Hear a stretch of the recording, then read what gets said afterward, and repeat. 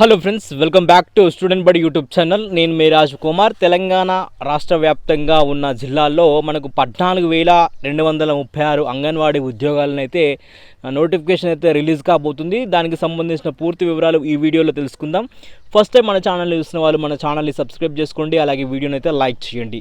So నిన్న information ప్రకారము రాష్ట్ర శిశు సంక్షేమ శాఖ కొలువుల జాతరకు సిద్ధమైంది. దాదాపు 6,339 అంగన్వాడీ టీచర్ ఉద్యోగాల కోసము, అలాగే 7,837 అంగన్వాడీ హెల్పర్ ఉద్యోగాలకు సంబంధించిన నోటిఫికేషన్కి భర్తీకి గ్రీన్ సిగ్నల్ ఇచ్చింది అని చెప్పి న్యూస్ రావడం జరిగింది. సో ఆ క్లిప్ అయితే నేను వెయిటింగ్ న్యూస్లో వచ్చింది, అది పెడతాను. సో అదేవిధంగా దీనికి సంబంధించిన ఫైల్పై మంత్రి సీతక్క సంతకం చేశారు. ఎమ్మెల్సీ కోడ్ ముగియగానే ఈ టోటల్గా పోస్టులు చూసుకున్నట్టయితే 14,236 ఉద్యోగాలకైతే సో నోటిఫికేషన్ విడుదల కానుంది అని చెప్పి నిన్న ఇన్ఫర్మేషన్ అయితే రావడం జరిగింది.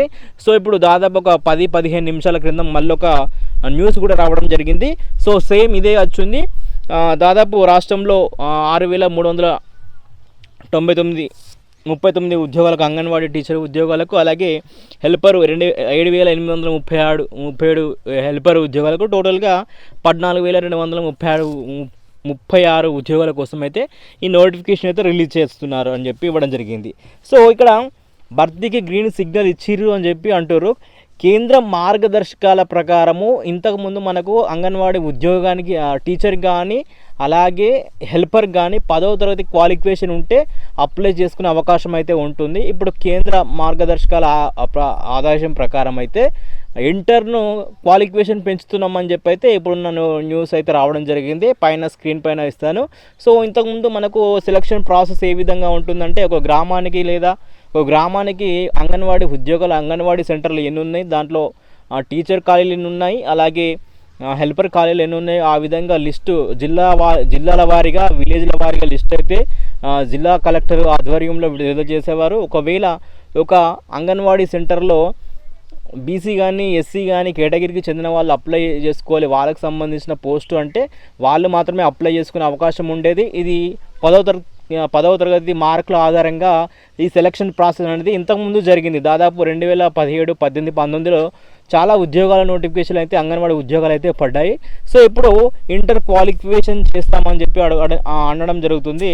సో మరి ఇంటర్ క్వాలిఫికేషన్ పెంచితే మరి ఎగ్జామినేషన్ కూడా ఈ ఉద్యోగాలకు ఎగ్జామినేషన్ పెడతారా, అదేవిధంగా పాత విధానంలో సెలక్షన్ ప్రాసెస్ పెడతారా అని చెప్పి అయితే డౌట్ అయితే ఉంది. సో నోటిఫికేషన్ వస్తే మాత్రం మనకు తెలుస్తుంది. కాబట్టి అయితే వయస్సు అంతకుముందు కూడా సేమ్ ఉండే 18 సంవత్సరాల నుంచి 35 సంవత్సరాలకు చెందిన మహిళా అభ్యర్థులు మాత్రమే, పెళ్ళి అయిన మహిళా అభ్యర్థులు మాత్రమే ఇంతకుముందు అప్లై చేసుకునే అవకాశం ఉంది.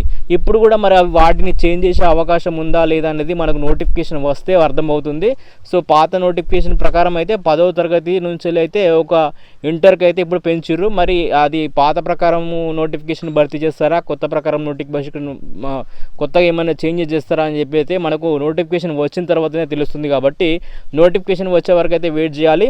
మనకు ఈ ఎమ్మెల్సీ కోడ్ ఎన్నికలు అయితే మనకు మార్చి 3 వరకు ఓటింగ్ అయిపోతుంది, కోడ్ ముగుస్తుంది. కాబట్టి మనకు మార్చిలో ఖచ్చితంగా ఈ అంగన్వాడీ ఉద్యోగాలకు సంబంధించిన 14,236 ఉద్యోగాలు, ఇవి జిల్లాల వారీగా ఎక్కడెక్కడ ఎన్నికలు ఉన్నాయి, జిల్లాల వారీగా జిల్లా కలెక్టర్ ఆధ్వర్యంలో ఈ నోటిఫికేషన్లు అయితే జారీ చేయడం జరుగుతుంది.